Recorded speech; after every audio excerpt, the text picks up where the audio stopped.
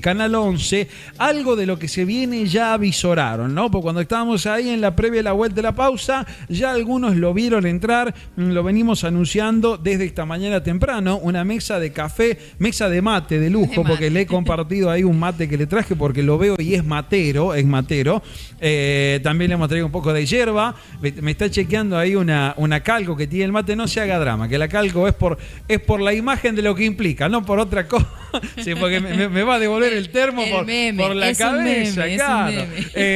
Bueno, es periodista. Sí. Candidato, hombre del peronismo puro, podríamos definirlo como un peronista de Perón, por lo menos él se ha definido así. Picante. Y ya vamos, sí, picante, polémico, siempre te deja un título, siempre te hace pensar también, porque tiene un conocimiento vasto y profundo de la historia y también un análisis político muy, muy perspicaz. ¿De quién estoy hablando? Y no voy a dar más rodeo para presentarlo, del señor Santiago Cunio, que ya está aquí en los estudios de Medios Rioja y está de visita por nuestra provincia. Santiago, ¿cómo te va? Bienvenido a la Mesa del Arte de lo Posible. Aquí Matías Vergara y Sol Rivas te saludamos. Placer y gusto tenerte, querido Santiago, en nuestra provincia y por supuesto también en nuestros estudios. ¿Cómo andás? Muy bien, muchas gracias por la presentación. Y gracias por la acogida y la bienvenida a su tierra, que ha sido maravillosa. Llegué hace 24 horas y puro sol, así que... Estás disfrutando buen vino, full. Todo bien. Estuviste en Mendoza, ¿no es cierto? El fin de semana. Contame de qué se trata, en el buen sentido, esta gira, estas presentaciones que estás haciendo. Digo, hoy la visita es netamente por una cordialidad o te vamos a poder ver y escuchar y compartir públicamente. Mirá. Estamos recorriendo todas las provincias de la patria con el mensaje confederal. Ustedes saben que yo tengo una propuesta confederal para la Argentina que radica en salir del orden republicano e ir hacia el orden confederal. Esto implica devolverle a las provincias sus autonomías plenas, que tiene que ver con el cobro de... Con Pedidos Ya Market, soltá el carrito. Porque elegimos las frutas y tus compras como vos lo harías. De impuestos, derechos de aduana, administración de sus recursos. Y esta propuesta se plasmó en un libro que se llama Democracia Confederal, que está totalmente agotado. Sí. Estamos ya frente al lanzamiento del segundo, que se va a hacer el 17 de octubre. Y esta gira es el preámbulo del lanzamiento del segundo libro, donde se complementa la propuesta de esa transición que nosotros proponemos para ir hacia un orden mucho más justo y equitativo, que es el orden que vio nacer a la patria. Ustedes seguramente habrán leído muchas veces, o al menos alguna vez, el preámbulo de la Constitución Nacional. Sí. Y hay un párrafo cortito que dice que esta Constitución se basa en el cumplimiento de pactos preexistentes. Que no están en ninguna parte de la Constitución, claro, ¿no? Citan los pactos, pero no te los dan para que los leas. Y después, a partir del preámbulo, viene la debacle argentina, que es post-batalla de Caseros, cuando el traidor de Urquiza, con un ejército de mercenarios portugueses contratados, vence al restaurador Juan Manuel de Rosas y se instaura la Constitución de 1853, que es absolutamente liberal, copia de la de Estados Unidos. Y llegamos a la reforma del 94 y tenemos la catástrofe argentina. Porque ese pacto de Olivos, ese núcleo de coincidencias básicas, mata ya no a la confederación, mata el federalismo. Y transforma a la Argentina en un país absolutamente unitario, con un modelo de transferencia de la renta bestial, que hoy se expresa con este gobierno de ocupación, pero que ya había pasado por Macri. Sí. Desde la reforma de la Constitución, que llevó adelante un riojano, Carlos Saúl Menem con Raúl Ricardo Alfonsín, fueron presidentes Fernando de la Rúa, Mauricio Macri, Alberto Fernández y Javier Milei. 4 porteños, uno peor que el otro. Los 4 son violentamente agresivos con el federalismo y buscan la destrucción de la integridad territorial, política, social, económica, financiera y religiosa de los argentinos. Y el discurso de anoche es el colofón de un proceso que se inició el 24 de marzo de 1976 con el golpe de Estado al gobierno peronista y la llegada de Martínez de Oz. Lo trataron de vender como algo histórico, ¿viste? Iba el presidente al Congreso, se le pidió a Susana Jiménez que no arranque la temporada que tenía prevista, hoy nos enteramos que los números y el rating no lo acompañó. ¿Cómo lo viste vos? Mira, primero hay que destacar eso. La única encuesta real sobre este personaje, que es una persona con problemas de salud mental, con lo cual no hay que tomar la dimensión que ellos pretenden de sus dichos y de sus apariciones, porque es nada más que el títere de un grupo de empresarios titiriteros que lo utilizan para saquear la Argentina.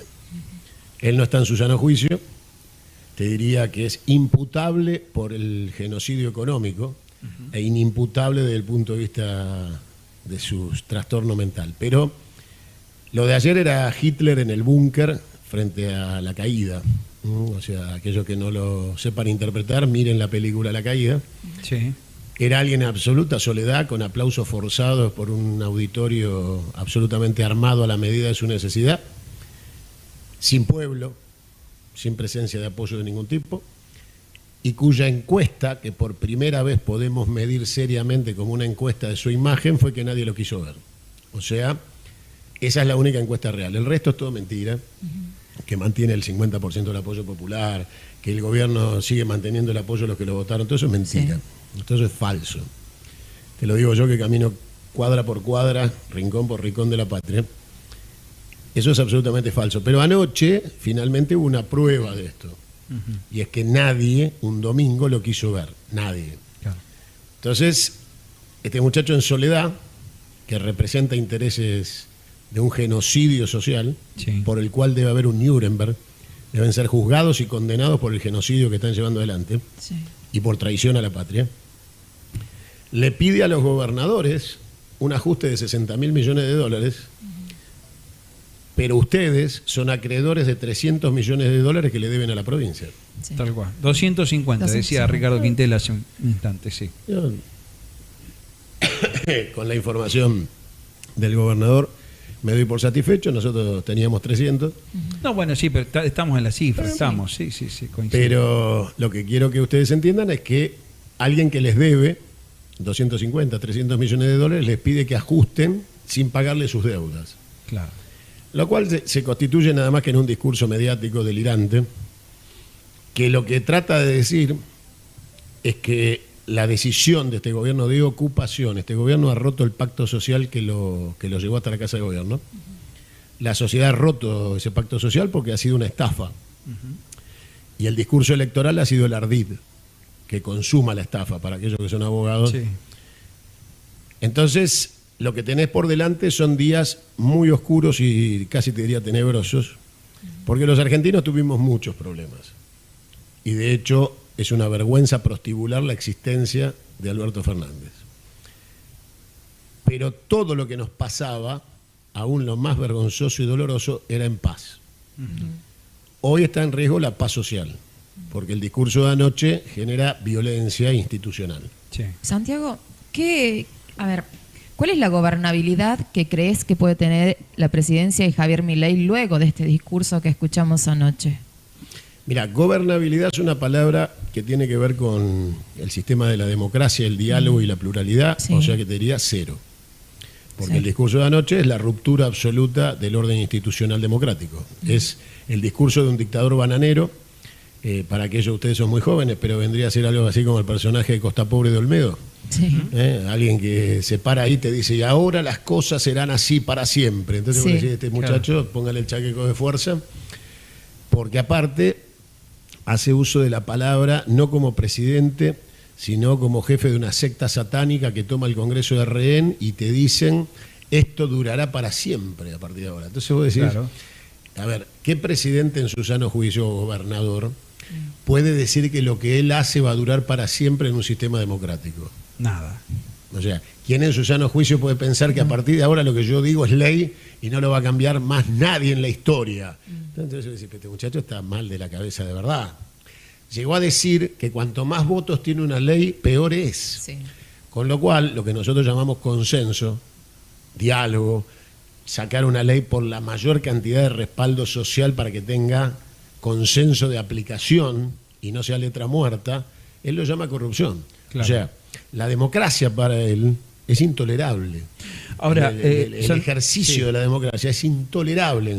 A ver, Yo creo que el discurso de anoche fue un homenaje a Fujimori, que murió en la semana, Sí. y un recordatorio del 16 de septiembre, que fue la fecha en que la revolución libertadora, fusiladora de los asesinos del 55 que bombardearon la Plaza de Mayo, destituyeron a Perón del poder.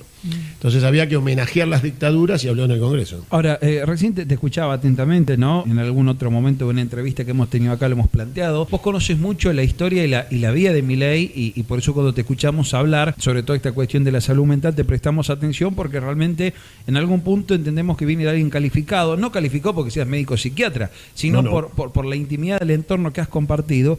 Y yo te quiero preguntar, digo, ¿en qué momento se rompió todo? Porque en algún momento cuando irrumpe Javier Milei en los medios, tu programa 1+1, 3 en Crónica, Intratables, luego fue Fantino con Animales Sueltos, fueron los primeros que le abrieron las puertas a la masividad pública. Digo, ¿en qué momento se rompe tu relación con Milei? O vos dijiste, yo pibe con vos, pibe entre comillas, ¿no? Yo con vos llego hasta acá.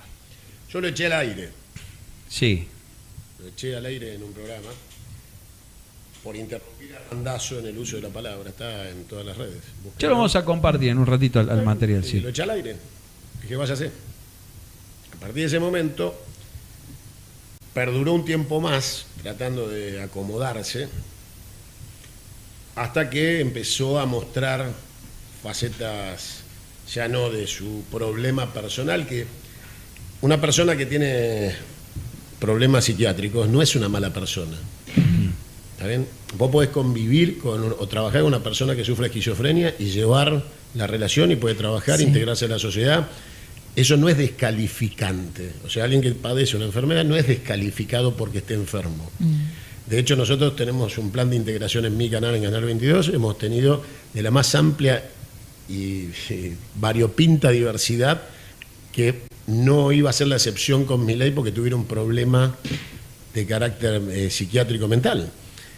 Pero después empezó a mostrar perversidades, que si tienen o no que ver ya con su salud mental era otro tema, pero las perversidades son un límite. Con lo cual empezamos a marcarle situaciones que a él lo ponían incómodo, porque él necesita justificar la existencia de un discurso, entre otros el de Robert Murray, que va hacia la pedofilia. Claro. Cuando Murray dice, el Estado no puede meterse en la cama de las personas, esto está escrito, léanlo por Murray, habla de personas y no de personas adultas, no califica, no dice, el Estado no debe meterse en las sábanas de las personas adultas, dice de las personas. De las personas. Claro. Los niños son personas, con Tal lo cual cual. la calificación de Murray es tan amplia que va desde la minoridad hasta la tercera edad. Mira, ahí tenemos el momento para compartir uno de los videos justamente más icónico y por eso te lo quería preguntar. Te agradezco que lo hayas traído y lo ponemos a pleno, chicos, y lo escuchamos lo que marcaba recién Santiago Cunio cuando lo echa del aire a Javier Milei. Eso hay que pasar por la Facultad de Ciencia Económica para aplicar el sentido común a la economía. Esta es una Argentina que hay monopolios y oligopolios que fijan precios. Y acá la cadena de comercialización en la Argentina es perversa. Milei no entendió, último aviso, afuera. Eso es un ejemplo, la excepción siempre confirma la regla, en cualquier norma de la vida. Entonces, Milei, listo, Milei, vaya, listo, vaya, listo. Gracias por venir, listo, ahí está, perfecto. acá ¿qué es lo que Ahí pasa? está. Acá la comercialización que se empieza a dar a partir de los 90, que se vende como un avance para que finalmente el consumidor disponga de precios mejores, más convenientes, que tenga una concentración en determinados productos, terminó siendo perversa. De hecho, hoy pierde. Este fue el Extorsiona al quiebre, productor. Santi. Sí, porque ya se veían ciertas actitudes que empezaban a construir lo que después Eurnequian construye para él. El jefe de la banda es Eurnequian. Y quien levantaba los teléfonos para pedir que le habilitaran programas como los que vos nombraste era Eurnequian. Que construye sobre él un instrumento, una herramienta. Él para ellos es nada más que una herramienta. Es una persona que primero no disfruta el poder ni lo concibe. Es una persona que vive aislada, necesita soledad. Es un pibe que vivía solo con sus perros en el medio de las heces de los perros en un departamento. Con lo cual él no disfruta ni de la gente ni del contexto de poder. ¿Pero crees que eso lo lleva a cabo su hermana también, que es una persona manejada por Karina Milei? No, Karina Milei es una vendedora de tortas que hace muchos años antes de esta situación administra la enfermedad de su hermano en beneficio propio. Entonces siempre fue la excusa para poder explotar a una persona que está mal. Sí. Y Karina Milei sabe que el hermano es una persona enferma desde muy chiquito y lo ha ido manipulando de tal manera que cuando tiene sus ataques esquizofrénicos, la que se acerca y le hace de osito de apego es la hermana, le dice: Javi, ya pasó, tranquilo, ¿no? 2 clonazepam, anda a dormir. Si ustedes se fijan, la agenda presidencial no existe, no hay actividad presidencial diaria. No la conocemos. No hay, porque él pasa horas en soledad, encerrado. Cuando viaja porque ustedes van a ver 2 fotos de una reunión y después está encerrado en la habitación del hotel. Claro. Su vida no cambió, es el mismo personaje oscuro y enfermo que era antes. Sí. Pero mientras él hoy está encerrado en un hotel, en un viaje, en un hotel 5 estrellas muy caro para la realidad argentina, acá Caputo, el ministro del Interior, Francos, siguen operando el saqueo de la Argentina para Urnequian y la banda que lo construyó. O sea, hay que saber desglosar a Milei del plan de negocios. ¿Y qué rol juega? Porque ahí falta una pata de la mesa o un lado del triángulo, como se le llama a veces en Casa Rosada, el triángulo de hierro. Digo, ¿qué rol juega Santiago Caputo? Porque es Karina Milei, Javier Milei y Santiago Caputo. ¿Cómo ves? No, son cosas distintas. Ese triángulo ahí, que se habla, que se dice por No, son cosas distintas. Santiago Caputo es el que lleva adelante el plan de saqueo, sí, en términos materiales. Quien administra la caja del saqueo. Guillermo Francos le pone política al saqueo, para darle cobertura política al saqueo, y Karina Milei dice dónde está nuestra parte. Nada más. Claro. No hay, a ver, esto no es un gobierno. No se esfuercen en entender internas gubernamentales porque no hay gobierno. Son una banda de forajidos saqueando la Argentina. En ese orden de una banda de forajidos saqueando la Argentina, ustedes tienen que imaginarse la charla de Vitete con la banda que iba a asaltar el Banco Río. No, la charla de un gobierno preocupado por la Argentina. Para ellos, inversión es la plata que tienen que poner para hacer el túnel, para entrar a la bóveda. Ellos lo llaman inversión. Y el recupero de esa inversión es el saqueo. O sea que pusieron plata para una campaña, contrataron bots, trolls, compraron el management de Bolsonaro y Trump, se alinearon en el mundo anglófilo, sionista y masón, y de ahí llegaron hasta acá. Y ahora llevan adelante el saqueo de la Argentina, pero no es un gobierno, es una banda de forajidos con un plan de negocios. Bien. Después de lo que pasó la semana pasada, tanto en Cámara de Diputados como en Cámara de Senadores con el presupuesto de la CIDE, ¿qué caracterización le haces a Santiago Caputo? ¿Crees que la mano de Milei y Santiago Caputo se acaban de soltar? No. Es como te acabo de... Vos le das una entidad a Milei que no tiene. Milei no participa del ejercicio del poder del gobierno, es el títere de los operadores del plan de saqueo. Caputo toma decisiones de saqueo, entre ellas la plata de la CIDE ya se la gastaron. Sí. Ahora lo que están buscando es la legalización de lo que ya gastaron. Sí. Claro. O sea que estamos tarde. Esto no es nadie le suelta la mano a nadie porque en realidad la plata ya se ejecutó. Entonces, esto vendría a ser como la deuda con el Fondo Monetario de Macri que terminó blanqueando Cristina en el Senado. Cuando el Senado aprobó la media sanción de aceptar el reconocimiento de la deuda con el Fondo Monetario que había tomado Mauricio Macri. La deuda ya estaba tomada, era ilegal. El gasto de la CIDE ya se hizo, es ilegal. Ahora lo que están buscando es legalizar.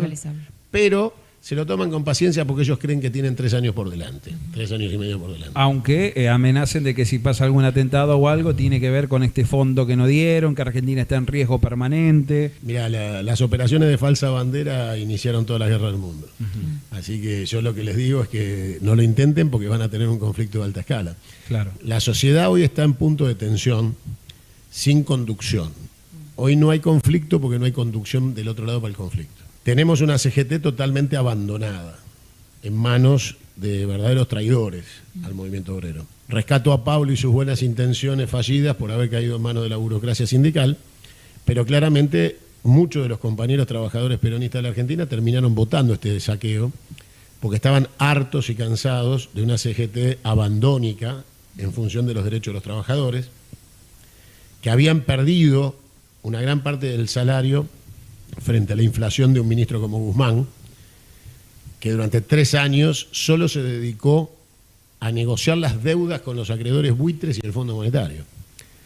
O sea, tenemos una responsabilidad histórica de la cual nos debemos hacer cargo frente a la gente. Porque la deuda social se transformó en votos en contra. Sí. Bueno, eso te iba a preguntar, porque todo esto que estamos hablando, Santiago, y que vos lo venís explicando, no es la primera vez que lo escuchamos. Es más, hay un montón de videos tuyos, así como si fuera los Simpsons, diciendo Santiago nos advirtió que iba a pasar esto, Ocunio lo dijo. Digo, ¿qué pasó en el electorado argentino? Mucha gente fue a votar 3 veces y 3 veces votó esto. A ver, no se le puede decir a la gente que es estúpida, porque ese acto de soberbia hace que cada vez te vote menos gente. La gente tiene motivaciones por las cuales toma decisiones y vos tenés que tratar de entender la sociedad, no de castigarla o de enfurecerte con la opinión distinta de la sociedad. La sociedad se cansó. Se cansó de las fiestitas de olivos, se cansó de que la pandemia fuera utilizada para no gobernar, confesado hoy por el propio ministro de Economía Guzmán, que cuando le dijo al presidente ya está, le dijo no, sigamos con esto porque esto a mí me da gobernabilidad. Con lo cual la sociedad sabe que vos le privaste de despedir a sus seres queridos, de velarlos, de hacer el duelo, de un padre cruzando con una nena en brazos una frontera provincial porque había un energúmeno en la casa de gobierno mientras hacía fiestas en Olivos que decía esto déjalo así que a mí me conviene, y eso significaba dolor y muerte. Entonces la sociedad decidió no renovar el crédito porque teníamos muchas falencias. Habíamos acordado con los buitres y con el Fondo Monetario. Debimos haber declarado el default y fuimos a arrodillarnos frente a los acreedores. Limpiamos a Macri con nuestros legisladores, votando una ley de reconocimiento de la deuda con el fondo que era absolutamente ilegal. Sí. No enjuiciamos a Macri, lo perdonamos. No cumplimos con la tarea de la reivindicación del salario para los trabajadores. Boicoteamos el salario, devaluamos el salario y en nuestro gobierno podían ser pobres con recibo de sueldo ya, abajo de la línea de pobreza. Cuando la CGT tenía que defender a los trabajadores, hizo un acto para apoyar a Alberto Fernández. La gente tiene memoria. Sí. Y después, gracias a Dios, llegó Sergio Massa, porque si no había un helicóptero listo para llevarse el gobierno. Y durante 1 año y medio empezó a tomar decisiones correctas, como la eliminación del impuesto a las ganancias, el ingreso a los BRICS, el aumento de los salarios reales. Empezó a trabajar sobre una recomposición del consumo y el aparato productivo, pero era tarde. No alcanzó. No alcanzó porque la sociedad todavía tenía presente cosas de las cuales no te iba a perdonar por la economía, que era la inmoralidad, la falta de respeto de la pandemia. Sí. Eso quedó marcado a fuego. Fueron cientos de miles de comercios cerrados, familias fundidas. Eso pesó y pesa hoy en la memoria de la sociedad.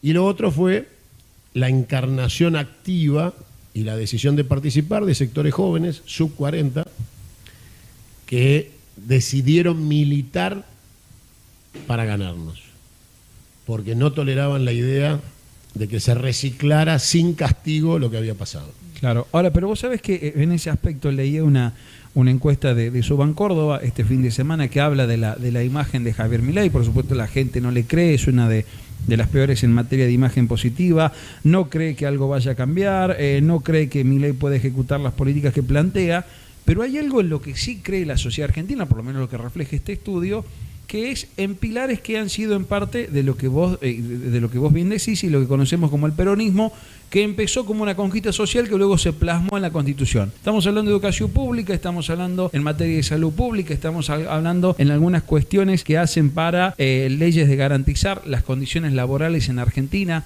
Digo, ¿qué le pasó al peronismo que no pudo sustentar eso en el tiempo, Santiago? Primero hay que definir qué es peronismo. Y después hay que ver quiénes son los que dijeron que eran peronistas. Porque evidentemente Alberto Fernández jamás fue peronista, ni un segundo de su vida. Sí. Y llegó a ser el presidente del PJ. Con lo cual, primero tenemos problemas internos gravísimos. Yo sé que sos muy crítico de respecto a la existencia del PJ en el peronismo. No soy crítico del instrumento, digo que es un instrumento. A ver, yo recién vengo de ver cómo el gobernador de La Rioja entregaba un plan de viviendas extraordinario. Sí. La verdad que admirable el tipo de vivienda. Y eso es un hecho concreto de la doctrina peronista. Hacer justicia social y participar desde el Estado en la movilidad social ascendente. El propio gobernador de La Rioja tiene aspiraciones de ser presidente del PJ y yo apoyo que él sea el presidente del PJ. Pero yo no hago pejotismo. ¿Pero no es una contradicción en algún punto de esa Santiago? No, ahora te explico. Sí. El instrumento es parte del campo nacional. Es un instrumento que sirve para ir a elecciones, no sirve para gobernar. Los partidos no gobiernan, no existe el partido de gobierno. Porque si existe el partido de gobierno, sos comunista. Y nosotros no somos comunistas, somos peronistas. Con lo cual la lógica sería que el presidente de la nación, si es peronista, no sea el presidente del partido y el partido controle al gobierno. Bien. Si el partido es parte del gobierno, no hay autocrítica, no hay control. Entonces las funciones se confunden. Los funcionarios, en vez de gobernar, se dedican a la interna partidaria y en vez de gestionar, se dedican a la pelea interna desde la función pública. Confunden lo público con lo privado, confunden dinero público con dinero de campaña y empezamos con los problemas y así llegamos hasta acá. El PJ es un instrumento electoral que, si está en manos de alguien honesto, sirve al movimiento nacional para el armado de los frentes electorales para ir a elecciones. Pero hoy, ahora, en este instante, si Ricardo Quintela llega a ser presidente del PJ, la elección está de acá a un año la primera. Y nosotros necesitamos gobernador todos los días. Sí. Con lo cual, el aporte es la gestión. El tema electoral es el final del recorrido. Es cuando vos ya tenés el peronismo, la locomotora del peronismo, enganchada a todos los vagones aliados para armar un frente, y llega el momento electoral y necesitas a alguien honesto que utilice la virome del instrumento electoral para componer un frente que pueda ser interpretado por la sociedad como representante de la gestión que venís haciendo. Porque Quintela, ¿cómo se presenta frente a la sociedad? ¿Por lo que dice o por lo que hace? Es gobernador. Yo no te perdono que vos digas una cosa y hagas otra. Ahora, si vos haces lo que decís, tu propuesta política no es el discurso, son tus hechos. Vos reformaste la Constitución, la reformaste. Sí. Te le plantaste al gobierno financieramente, lo hiciste. Con los chachos. Con los chachos. Sí. Seguís construyendo vivienda y haciendo justicia social, listo. Eso es Quintela. Después, el discurso del peronismo tiene que cerrar con lo que él es en su provincia. Si no, la pregunta es obligada. Sos peronista, pero... Claro. Bueno, si no existe el pero, y es compatible el PJ con la gestión, entonces vamos bien. Porque el peronismo supera al PJ. El peronismo es un movimiento cuya columna vertebral no es el instrumento electoral, es el movimiento obrero. Si no, no sos peronista. Perón fue clarito. La columna vertebral del movimiento es el movimiento obrero. Son las organizaciones sindicales y gremiales. ¿Y cómo ves al peronismo hoy por hoy, Santiago? Porque hoy vemos al gobernador Ricardo Quintela buscando ser la cabeza del PJ, ¿cierto? Pero también vemos, y yo creo que es uno de los dos que se han plantado enfrente a Javier Milei en cuanto a militancia, en cuanto a creencias, en cuanto a poder llevar con Kicillof. Pero hay gobernadores de otras provincias, por ejemplo acá, el que tenemos cerca, Catamarca, peronista, hay que decirlo, muy, muy cerca al presidente, ¿no? Entonces, ¿qué lectura haces de este peronismo interno o de esta interna peronista que hay? ¿Se puede volver a armar un peronismo como corresponde con las ideas de Perón? Mira, Perón no es pasado, Perón es futuro. A Perón no lo encontrás en un noticiero del 45 en blanco y negro en Cinemascope. Perón es el que te hablaba del agua potable en el siglo XXI, te hablaba de ecología. Perón es el que puso fecha de vencimiento para ser dominados y estamos dominados. El 2000 nos encontrará unidos o dominados. No, creo que nadie duda de que estamos bajo gobierno de ocupación y dominación.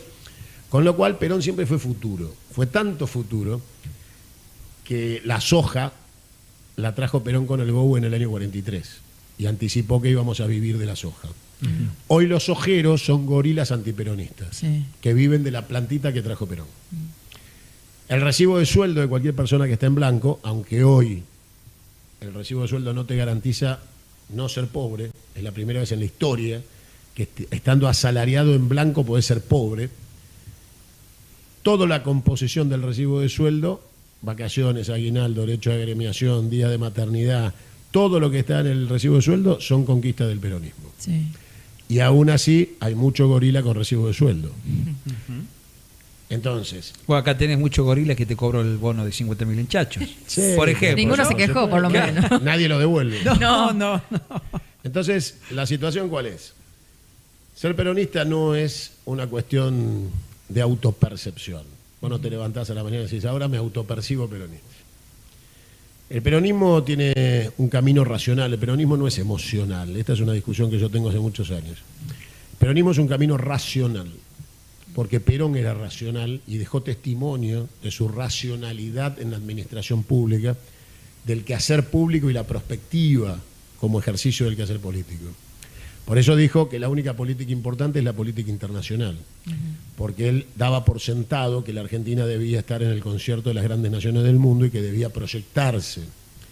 Por eso él va hacia la ciencia aplicada y desarrolla la energía nuclear y desarrolla los aviones a reacción y desarrolla la industria pesada y desarrolla el INTI, el INTA. A ver, el peronismo no es un grupo de barras bravas que van a alentar a un grupo de dirigentes que se autoperciben peronistas. Porque eso pasó desgraciadamente y ahí es donde el peronismo encontró este triste final del cual hoy nos cuesta salir. Cuando hablas de paso, digo... Perdona que le termino. Sí, por favor. Ella sí. me lo ligó con el gobernador de Catamarca. Ser peronista tiene que ver con tu conducta pública, como te decía hace un rato. Sí. Si vos acompañás este gobierno, no sos peronista. Y no hay más nada que discutir, ni que charlar. Quien acompaña este gobierno de destrucción de la patria. Y recién hablabas de autopercibirse peronista, ¿no? Sí. El viernes pasado en una clase magistral, Cristina Fernández dijo que es peronista.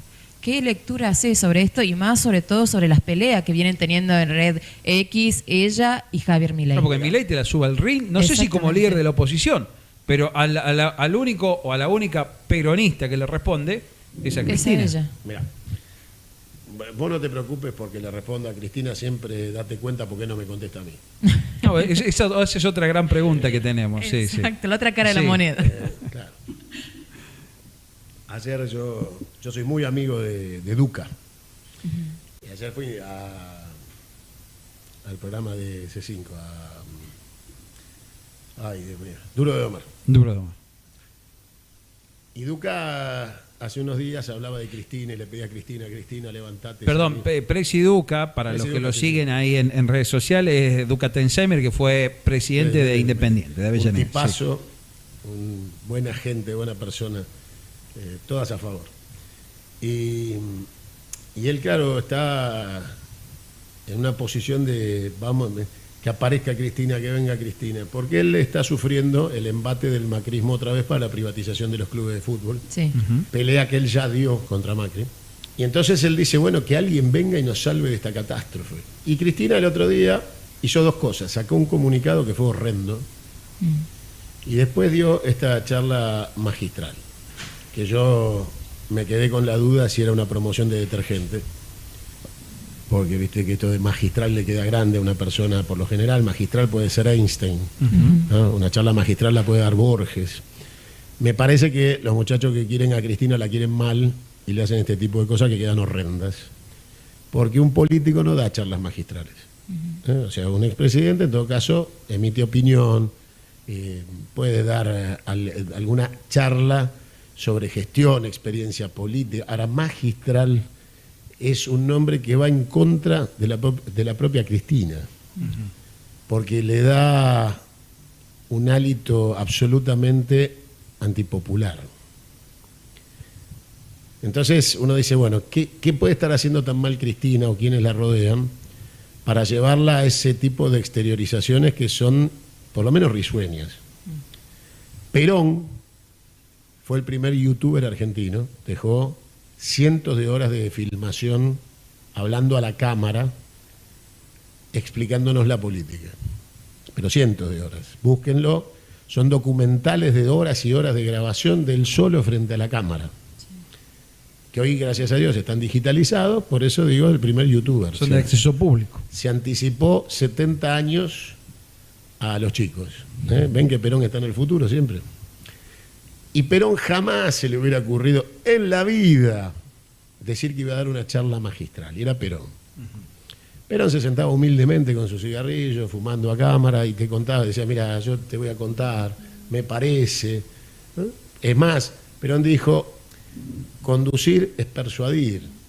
O sea, no den órdenes, porque no va por ahí. Tenés que enamorar a la persona. Perón era pura humildad en la expresión. Vos lo escuchás hablar y no vas a encontrar nunca un Perón, salvo el Perón que enfrentaba la Libertadora del 55 y decía, por cada uno de los nuestros 5 de ellos, ¿sí? O vamos a tener que empezar a andar con el alambre de fardo en el bolsillo. Pero cuando enseñaba política y le hablaba a la sociedad, lo hacía desde el llano más absoluto, de la humildad más absoluta. No se vestía de teniente general y se sentaba en un sillón alto para hablar de política. Se sentaba, se tomaba un mate, se fumaba un cigarrillo y te contaba la política. Cristina está equivocada, y lo dejamos ahí, en muchas cosas. Necesita pedirle disculpas a la sociedad para volver a relacionarse mínimamente con sectores que rechazan su soberbia, y por eso no la escuchan ni cuando tiene razón. Cristina se pierde de un público vasto de la sociedad por no pedir disculpas, por no hacer una autocrítica, por no ejercitar la humildad. En este momento, frente a la presencia de un gobernador como Quintela, lo más lógico sería que todas las fuerzas del peronismo allanen el camino para que pueda presidir el PJ, que todos, aún con diferencias, porque yo tengo muchas diferencias con Axel, pero está gobernando la provincia de Buenos Aires, y yo no voy a limar al gobernador de la provincia de Buenos Aires para hacerle un favor a este gobierno. Con lo cual, es tiempo de tragar sapos, porque si no tragamos sapos, comemos mierda. Así que empiecen a elegir. Y cuando escucha... Te cierro lo de Cristina. Sí. Cristina tiene que reconciliarse en el diálogo, aunque ya no tenga oportunidad de reconciliarse en el afecto con un sector de la sociedad. Y si no parte de la autocrítica y parte de la ratificación de la soberbia en un documento donde dice los peronistas, como si hablara en tercera persona, se desorientaron. La vicepresidente sos vos, Cristina, del gobierno que fracasó, no yo. Yo no me desorienté nunca, denuncié por prostibular a Alberto Fernández, conté las verdades de ese gobierno, me opuse y me peleé con compañeros por decirlo en voz alta, que hoy me piden disculpas. Y me dicen, tenías razón, había que haberlo dicho en ese momento. Porque la sociedad a mí me premia con el cariño, el afecto, la selfie o el pedido de un autógrafo del libro, porque nunca les mentí y porque yo soy compañero, no cómplice. Son dos cosas distintas. Entonces, Cristina tiene que partir de la autocrítica. O sea, no es garantía de victoria para el peronismo, ¿Quién? Cristina. Cristina hoy no puede ganar una interna, menos una nacional. A Cristina le queda un porcentaje de votos importante en la provincia de Buenos Aires. Pero así como los aporta, te los resta en todo el país. Entonces, Cristina es necesaria, pero no indispensable. Y hay que tratarla con el respeto de una exmandataria de parte del campo nacional y popular, a quien yo no considero peronista, sino socialdemócrata, por lo cual la locomotora del armado futuro del peronismo tiene que ser con un peronista a la cabeza. Cristina tiene que estar dentro del esquema, y yo siempre lo pongo en estos términos. Creo que hay que armar la escaloneta del peronismo. Viste que los chicos entienden el éxito, entonces vos le hablas de Scaloni y te entienden enseguida. Ahora le hablas de Colapinto y te entienden enseguida. Scaloni logró que Messi no sea fundamental y por eso Messi salió campeón. Cuando venían técnicos que le decían a Messi, sacanos campeón, pibe, todas las pelotas a Messi, que Messi haga 5 goles por partido, no sé qué campeón, perdimos siempre. Cuando vino un técnico y le dijo, mirá, si te sentís mal no jugués. Si ves que no la metés, no te hagas problema, alguien lo va a hacer. ¿Ustedes vieron la final del mundo? Sí. Sí. ¿Cuántos goles hizo Messi? El del penal, creo. No, en la final. Ah, en la final, no. 2. ¿Cuántos goles hizo Mbappé? 3. O sea que si no hubiéramos ido a penales y no hubiera habido un compañero que hacía el tercer gol de Argentina, no había campeonato. Tal cual. Pero cuando fuimos a los penales, ¿ganamos por un gol de Messi o ganamos por el arquero que atajó los penales? El arquero. O sea que Messi no nos sacó campeón. Nos sacó campeón todo el equipo. El equipo. Y el que nos salvó en la semifinal, porque si no, no llegábamos ni a la final, fue el arquero. Sí. En la Copa América, ¿Messi terminó el partido? No, tuvo que salir antes, lesionado. No, sí, se lesionó. Listo. Y erró un penal. Sí, ¿Quién nos sacó campeón? Lo que hicieron los goles y el arquero. tal cual. Bueno. Yo le hablo a los kirchneristas, que son cristinistas, porque Néstor se murió. Sí. Y Cristina nunca hizo kirchnerismo, hizo cristinismo. Si ustedes creen que Cristina es Messi y quieren verla salir campeón, entiendan que es nada más que una más del equipo. Porque ese equipo no va a salir campeón nunca si ustedes se creen que Cristina va a hacer 5 goles por partido y que no necesita un arquero, no necesita un 5, no necesita un 8, no necesita un 2, no necesita un mediocampo, no existe. Hay que jugar en un juego de líderes, no. Hay que jugar un juego de equipo. Y en el equipo el líder es el técnico. El líder no está en la cancha, el líder es el técnico, el que forma el espíritu de cuerpo de un equipo. Y después ese equipo juega en función de una cuestión que es psicológica. Sí. Cuando Messi estuvo presionado al éxito, fracasó. Y cuando se relajó y confió en sus compañeros, salió campeón. Basta de cristinismo. Cristina es una ama del equipo. Y es más, puede no estar. Así que lo que tienen que hacer para que a Cristina le vaya bien y esté contenida es incluirla, no excluirla. ¿Y ves nombres de esa posible escaloneta del peronismo? Digo, ¿ves el nombre del DT? ¿Ves el nombre, por lo menos, la primera línea? Claro. De los 4 a la mitad de cancha. Mirá, vos tenés que sacar a todos los pibes sub-50 a jugar. Todos los compañeros que son intendentes, legisladores, sindicalistas, sub-50, que lo hacen con éxito, que van ya por su segunda o tercera gestión, que han renovado con más del 60% en muchos casos sus cargos. Tienen acá nomás en San Luis, en la ciudad de Mercedes, un compañero, Maximiliano, 45 años, 2 gestiones, 60% en la reelección, intendente de la ciudad más grande de San Luis. Hoy puntea una idea de popularidad en San Luis que lo ubica a futuro disputando tal vez la conducción de la provincia.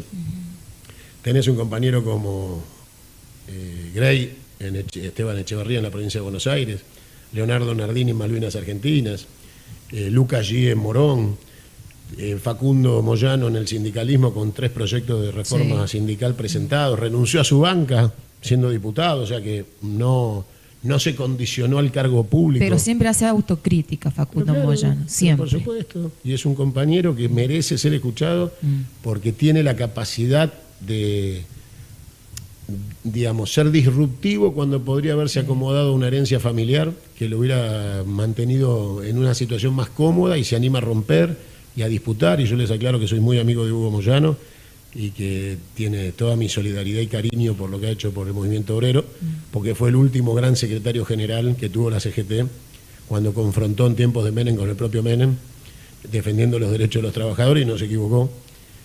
Y entonces yo lo que les digo es, hay nombres por todos lados de jóvenes peronistas con gestión que están para jugar. Ahora, dicen que el árbol que tiene mucha copa no deja que nada crezca abajo. Es hora de podar. Y en esa, hablando de esta poda, de este armado de equipo, digo, esta escaloneta del peronismo, es un término que me gusta mucho, es muy, muy cierto lo que acabas de decir. ¿Cómo te caen las declaraciones de un Guillermo Moreno que sale a caminar el país bajo las banderas peronistas, por lo menos lo que dice él, y te la apunta a Victoria Villarruel, actual vicepresidenta, como una buena peronista que hay que traer para este lado? ¿Qué sentiste cuando escuchaste eso? Guillermo, primero, siempre lo digo porque estoy habilitado a decirlo, yo lo considero un amigo. Él me vino a buscar para ser su candidato a gobernador cuando fuimos a enfrentar a Macri y él quería ser candidato a presidente. Hicimos campaña juntos para Moreno presidente y Cunio gobernador. Lo conozco mucho, es alguien que entra a mi casa, yo he entrado a la de él, somos amigos, tengo relación. Y por eso no le permito que diga semejantes barrabasadas. El límite que ha cruzado Guillermo amerita que pida disculpas, porque se ha ido del peronismo y se ha subido a los aviones que bombardearon la Plaza de Mayo, porque Victoria Villarruel es una apóloga del delito de lesa humanidad, es una empleada de Alfredo Astiz, Con lo cual lo de Guillermo es una ofensa a las víctimas del genocidio, a las víctimas del bombardeo de la Plaza de Mayo y de la historia de resistencia del peronismo y sus víctimas. Y claramente Guillermo es una de las personas que debería entender que yo creo que es víctima del lawfare en cuanto a los juicios, pero tiene 3 condenas que la sociedad no le va a permitir explicar. Con lo cual, el rol que yo creo que debería tener Guillermo es el de trabajar para la escaloneta del peronismo, correrse, dejar pasar a los jóvenes, no taponar más la renovación, porque él es parte de lo que ya terminó. Nuevo no es joven, nuevo es Quintela para la sociedad.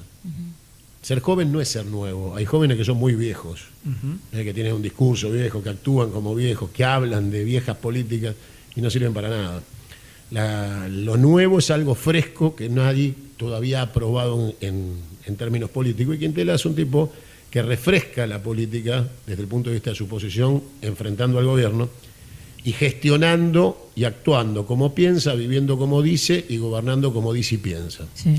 Y después tienen los jóvenes que tienen que sí o sí aportar en la conjunción entre experiencia y juventud una fuerza que el peronismo ha perdido atrás de una agencia de empleo de viejos chotos que lo único que buscan es quedarse con privilegios del Estado. Entonces quieren quedarse eternamente en el poder, taponando la renovación generacional de la que habló Perón tantas veces.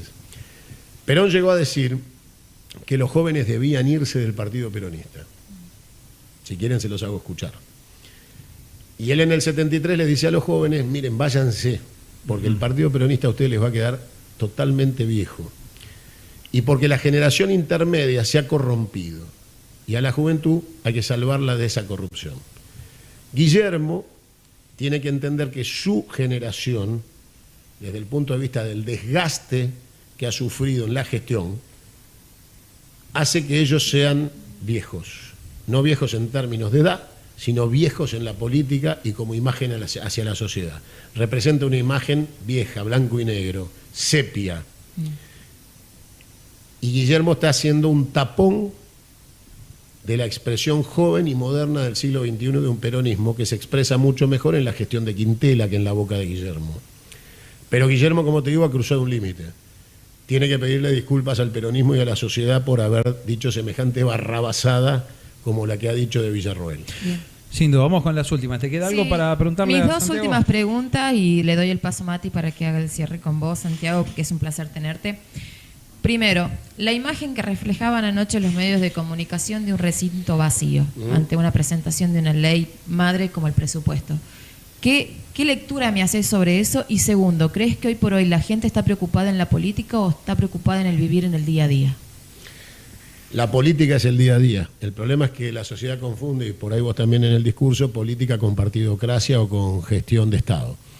Política es todo, política es vida. Vos haces política Pero cuando vas a un refiero club. a que está pensando en cómo o qué va a comer o si puede llegar a comer a la noche. Eso es política. Si no comes política y si comes política. ¿Sentís que hoy por hoy se preocupa en estar atenta a eso, a la política, o trata de llevarlo al día a día? La gente llegó a no tener para comer porque no ha actuado a conciencia en la política. La gente ha votado por estímulos, desde lo emocional y no desde lo racional. Sí. Hemos tenido elecciones absolutamente emotivas, de calor y de frío, de amor y de odio. Y por eso siempre eligieron mal. La realidad es que la Argentina necesita y se enfrenta a las profecías de Parravicini y Don Orione. Mi segundo libro se llama Democracia Confederal después de las profecías, porque inexorablemente y más después del discurso de anoche se van a cumplir. La sociedad necesita, obviamente, como todo ejército, nadie combate con la panza vacía.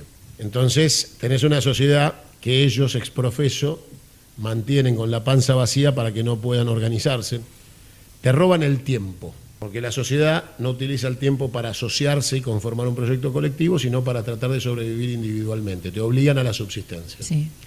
La subsistencia impide la organización. Y como decía Perón, solo la organización supera el tiempo.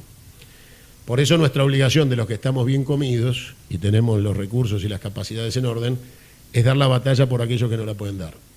Pero yo el día miércoles estuve con los jubilados frente a la policía y no había nadie conmigo, de todos los que están muy bien comidos y gordos adentro del Congreso, y no bajó ni uno a defender a los jubilados. Ni un solo diputado nacional firmó el juicio político a Javier Milei y Victoria Villarroel. Ni un solo senador nacional firmó el juicio político contra Victoria Villarroel y Javier Milei. Con lo cual tenemos una cefalía institucional adentro del Congreso porque no tenemos representantes que actúen en consecuencia más que de la burocracia de la gestión del gobierno del Estado. Y hoy la gente pide dirigentes que lleven adelante una lucha contra un enemigo. Acá no tenemos un adversario, tenemos un enemigo en el gobierno. Un enemigo del pueblo argentino y de su continuidad histórica. Acá nomás tienen un gobernador que llamó a la secesión en Mendoza y está libre. Nadie le pidió el desafuero. Nunca fue juzgado ni condenado por violar la Constitución que había jurado como legislador. La Argentina es eso. Estamos en manos de enemigos y no de adversarios. Debemos confrontar. El discurso de anoche fue una declaración de guerra hacia el pueblo argentino. Por eso te enmarco en la figura de Hitler en el búnker, en una absoluta soledad, declarándole la guerra a la sociedad. Y obviamente su respaldo es la represión. Este modelo no cierra sin represión, por eso te muestran fuerzas de seguridad dispuestas a tirarle gas pimienta a una nena de 10 años o pisar con una moto un jubilado. Bueno, llega el momento en que aquellos que han sido prestigiados con el empoderamiento popular del voto se tengan que hacer responsables poniendo el cuerpo y arriesgando sus vidas, si es necesario, que son los legisladores nacionales, provinciales, diputados, gobernadores, porque esto es sí o sí. La patria está en riesgo, está en terapia intensiva, coma 4 y pronóstico reservado. Entonces, si les ha gustado gozar de los beneficios del poder, es hora que le devuelvan al pueblo, poniendo el pecho y el riesgo que tengan que asumir, como lo asumo yo, que no tengo función pública, pero tengo una relación de empatía y responsabilidad con lo que digo, porque debo hacer lo que digo para que la gente me respete y me quiera. Es mucho más obligado aquel que tiene una función pública y hoy debe la CGT, el peronismo, el pejotismo, ser coherente con su historia y salir a las calles. Este gobierno llegó diciendo que iba a combatir a la casta, la terminó metiendo a la casta dentro del gobierno. Te veí, te repasaba en lo que fue la charla de hace unos días en Mendoza, donde marcabas a la casta / oligarquía mendocina. ¿Quién es la casta y la oligarquía en la provincia de La Rioja? Mirá, hace muchos años que el menemismo giró hacia el tapado de María Julia Zugaray y se comprometió con un esquema de confort político de la mano de las corporaciones centralizadas de la Argentina que le permitían a Carlos andar en Ferrari y despreocuparse del destino de la patria porque tenía un modelo de paridad cambiaria que financiaba liquidando YPF, aerolíneas, la navegación de bandera de la Marina Mercante. La fiesta duró mientras había joyas de la abuela. Yo recuerdo una charla mía con Menem en Olivos, solos, en el chalet de Olivos, donde yo le pedí que no vendiera la acción dorada de YPF y la contestación fue: tenemos que dejar superávit de reservas para que después podamos volver. Con lo cual su concepto sobre la política de Estado era electoral y YPF se había transformado en una pieza de un tablero electoral para poder volver. Eso dejó una muy mala herencia de quien fue un peronista que sufrió cárcel y tortura y que llegó al gobierno de la mano de mi amigo, que hoy ya no está, Moisés Ikonikov, que le escribió La Revolución Productiva, desde su experiencia de vida, que era el Mayo francés. Ikonikov habían participado del Mayo francés del 68. Y después rompió la Revolución Productiva y pasó a un ministro de Bungibor, al ajuste de Rapanelli, a la llegada de Herman, y de Herman a Cavallo. Y Cavallo traía abajo del brazo un plan austral con liquidación del patrimonio del activo de los argentinos, cosa que Alfonsín no se había animado a hacer, aunque lo había anunciado en el año 85 cuando quiso declarar la Segunda República desde el balcón de la Casa de Gobierno en el discurso Economía de Guerra.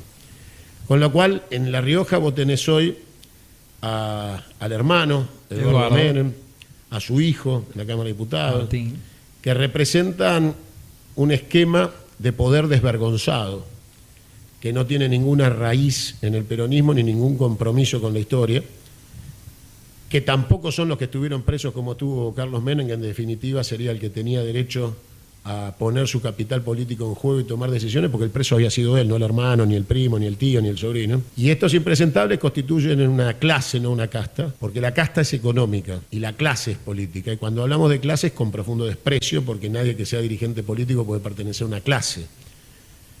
Esta clase política es despreciable, solo entiende el poder como la administración de los recursos materiales, lo cual los priva de espíritu. El peronismo, para poder hacer, primero debe ser. Y el ser es intangible, es una definición ética y moral que evidentemente carecen de ambas. Con lo cual en La Rioja es muy fácil identificar amigo y enemigo. Los amigos están en el gobierno de La Rioja y los enemigos en el gobierno nacional. ¿Está confirmado a qué hora y en dónde vas a estar hoy dando una charla? Si es que vas a estar dando una charla o mañana, no sé, ¿cuándo te quedas? Te pregunto. Hoy vamos a estar haciendo trabajo de recorrido y periodístico y creo que nos vamos a encontrar con el gobernador a charlar un rato y hacer algo. Y mañana, creo que por la mañana, no lo tengo todavía en agenda definido, porque lo definen los compañeros, vamos a estar en el PJ dando una charla. Bueno, Santiago, te agradecemos. Ha sido un gusto charlar contigo. Quiero también valorar que has honrado tu palabra. Un día hablando por teléfono nos dijiste, los voy a estar visitando. Claro que sí. Ese día llegó, mate de por medio, sos un hombre también de medios de comunicación, así como en algún punto Perón fue el primer streamer, yo creo que vos también has generado un canal netamente digital con el 22, que fue uno de los primeros y es algún día una charla de periodismo largo y tendido que tendremos. Así que bueno, te agradezco, bienvenido a esta tierra federal. No sé si es la primera vez o no que venís, pero que lo pases lindo, que tomes buenos vinos, que disfrutes de buena compañía, las aceitunas, las nueces, los dulces, es nuestro fuerte también, y esto es recibir cálidamente a la gente. Así que un gusto y un placer haberte tenido, espero la hayas pasado y te hayas sentido tan bien como nosotros. Me sentí espectacular y vuelvan al espíritu confederal del Tigre de los Llanos, hagan de La Rioja una tierra confederal digna de ser vivida, recuperen sus recursos, su identidad y su soberanía, porque nacimos confederados y hemos sido saqueados como republicanos. Es tiempo de volver a las raíces de la patria. Gracias. Santiago Cunio, en el arte y lo posible, Medios Rioja.